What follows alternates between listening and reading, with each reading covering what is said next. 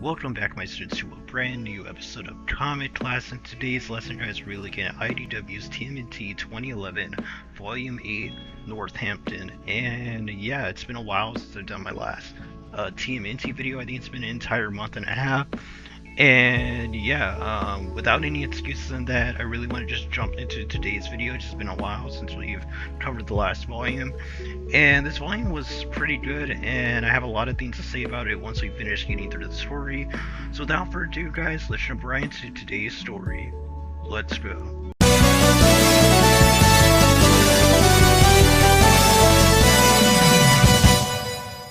Real quick, guys, if you want to help me get more videos out faster, you can donate to the channel at the Cash App down below.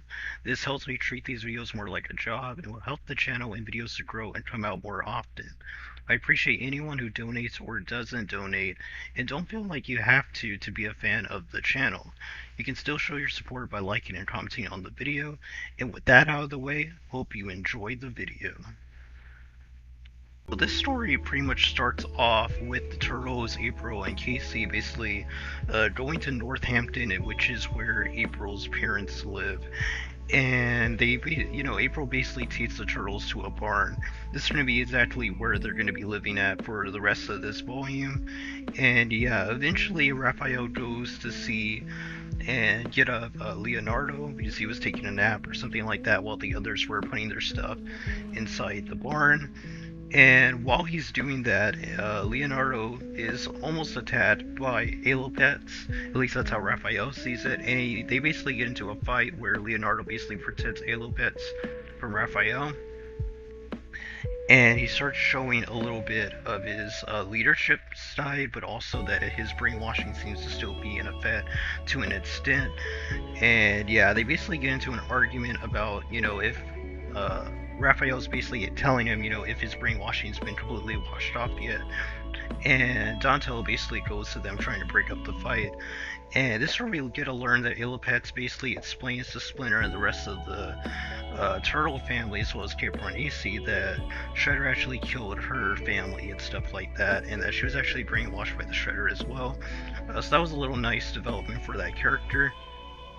We also get to see that Splinter basically is giving orders to his sons to stop fighting, with Leonardo basically saying that he's not his master, and that. So Splinter gets a little hurt by that, but we'll get more into their relationship later on. So Casey and April basically leave to go meet up with April's mom and dad, with her mom getting introduced to Casey Jones, which is a really cool scene. We also get to see April's father as well, being kind of sick, and this will be a plot point for the end of the book. But yeah, so her father's basically dealing with some type of illness that he has. Now we get to see that Leonardo goes to like a river or a pond and basically starts meditating, and he gets to see the dreams that he has of his mother, basically. And he's thinking about the brainwashing that's been happening with him from Shredder, basically in the last two volumes.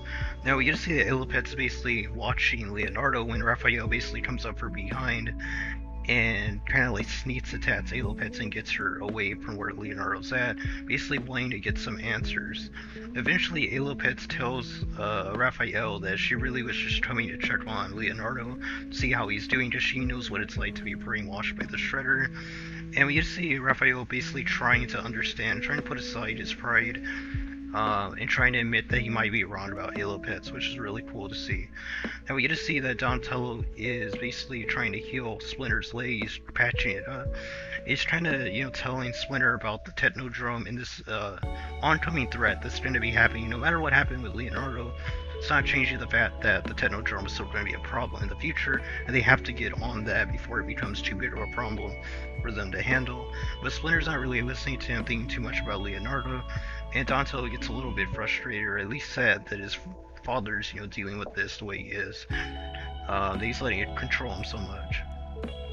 We get to see Leonardo basically talking to his mother, some type of dream state, and that's a really cool theme, but we did get to see some of this type of stuff, I believe, in the last volume, so I won't dive too much into this.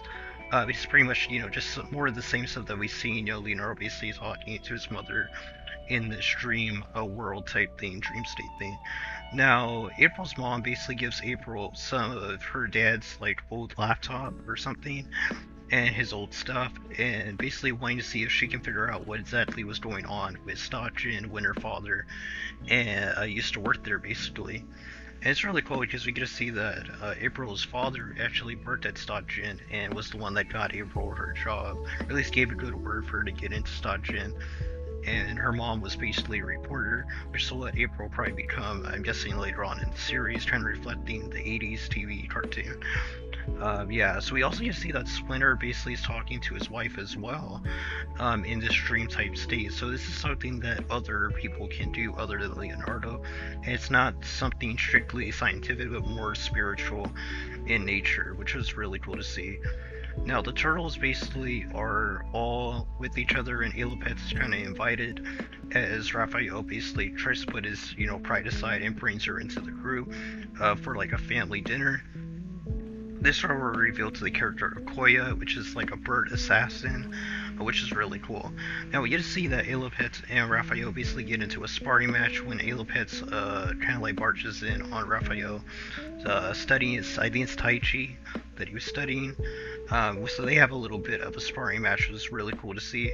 And Splinter gets to talk to Leonardo, basically telling him that he can't leave what he has behind, and that he has to get over this whole brainwashing thing and remember who he is, basically giving him his blue bandana, telling him that his brothers need him as well as he needs him as well as a father, which is a really cool interaction between the characters. Now Casey and April basically get into a conversation where April basically reveals to Casey that she has a type of formula that her dad actually had, or that she stole from Stockton or something like that. Basically that can heal her father of his sickness, but she doesn't know if it's right to give it to him or to give it to Splinter or Casey, which Casey basically says that he knows Splinter will tell her to give it to her father, because they can kind of rough it up and stuff. That's what they're used to being in these type of battles and getting broken bones and stuff like that, which I thought was very in character for Casey's character. And the characterization was really good in this series. That's one thing I really do praise about Kevin Eastman, and I think his name's Tom Watts, is co-writing it with him. Do a very good job on characterization of the turtles and all the characters. Eventually, Koya arrives with some of her other foot assassins. They basically come to try to kill the turtles, and it's really cool. You get a lot of cool action sequences with the turtles fighting against Koya and the foot assassins, a lot of cool action panels. Eventually Splinter gets into a fight with Koya, and Koya basically overpowers him, proving to be too fast and too strong for Splinter to handle. But then Leonardo shows up, basically wearing his blue bandana and saying that he was going to ask her the same thing, about if she was ready to die. And yeah, so remember, Leonardo in the last volume was almost trying to kill Raphael, so you would expect him to kill Koya, considering that's not a family member of his. But they do get into a bit of a fight, and Koya basically damages Leonardo's arm, and Leonardo uses his throwing shuriken to kind of damage Koya. And yeah, the fight basically continues with the foot assassins and the turtles. Eventually, Elopet saves Raphael from getting impaled by a foot assassin, basically saying that she thought better of Raphael than to question if she was loyal to them or not, that she had truly changed. And she basically goes off on her own after Raphael accuses her of being with the foot assassins and Koya, which is understandable, but at the same time is a mistake of Raphael, and hopefully we get to see him fits the end that's volume. The fight continues basically, and April, her mom, and Casey basically had noticed that there was an explosion or fire at the barn house, just their house isn't that far away from it. So they basically head over there to see what's happening, and they see Koya basically attacking and fighting against Raphael. Eventually, Michelangelo gets on the motorcycle that Donatello and Casey were working on and got to work, and basically smashed into Koya. This actually doesn't knock Koya out, which is a very impressive durability feat if you're into power scaling. Shows how strong these mutants actually are. And yeah, eventually Leonardo goes in front of Koya, basically has his blade up to her neck, and she basically says for Leonardo to, kill her. She says, kill me. And what Leonardo basically does is he takes one of the shurikens out of the spot that he attacked Koya in, which shows the intelligence of Leonardo. He's not only very skilled at fighting, but he's very intelligent as well, in that he planned this attack, it seems, in order to get Koya to bleed out and have to retreat. And that's what he does. He basically gives her the option of staying and fighting but dying, bleeding out, or going and getting it, fixed up, but giving them the opportunity to escape and leave somewhere where they won't know where they're at. So Koya basically says that, she'll return, but Leonardo basically says that they won't be there when she comes back. And they basically, win the battle for the day. But this is where Splinter says that they're going to have to go back to New York City to face against their demons, basically their enemies. And Casey and April basically say they're going to be heading out too, and April gives the canister of like this ooze type of substance to her mom and says to have her dad drink it. So they basically head off, and the mom goes back to the home with the dad, and we get to see the turtles basically heading back to New York City, and it seems like Elopet is watching them leave in the trees. And it seems like she'll either come back to New York City to fight in the battle that they're, saying is going to be coming up, or it's going to be a while until we see her. Hopefully it's not too long. And the volume ends with April's mom giving April's dad the substance in his tea or coffee, and he basically gets healed of his illness. He's able to walk again, which is a really cool and touching scene. And the characters aren't really that developed, we just know this is, April's parents, but the fact that these characters did have some character growth, and they have importance to the story because he worked at Sachin and got April the job in a way, as well as her mom being a reporter and also knowing some stuff about Sachin and giving that information to April. They are important characters to an extent, especially in this volume, and they are appreciated in the story, at least in this volume.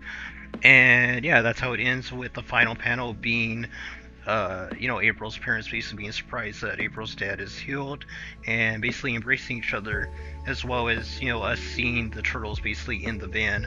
Well, the turtles, Casey, April, and Splinter basically heading off back to New York City. And yeah, that was IDW's TMNT 2011 Volume 8, Northampton. It was a really good volume. I will say that out of all the volumes that I've read of this story, I do think this one might be the weakest. It did have a good antagonist, but I do think the battle was a little short-lived, and Koya doesn't seem like she's going to be a big threat in the future. Maybe I'll be proven wrong, but overall the volume was really good and enjoyable, and I definitely recommend you go check it out. The link will be down in the description down below to check it out on Commentology.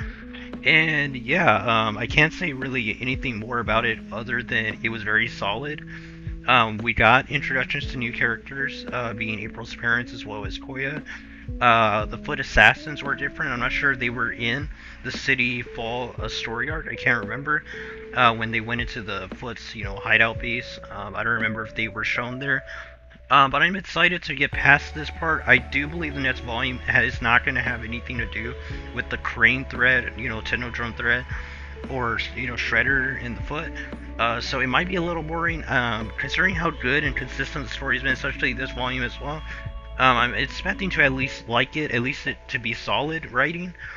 But I do think after next volume, which will be volume 9, volume 10 seems like it's going to be a banger, and it's going to be, from that point on, just really, really great. I think a lot of this first 9 volumes is just build up for volume 10 upwards to like volume 20.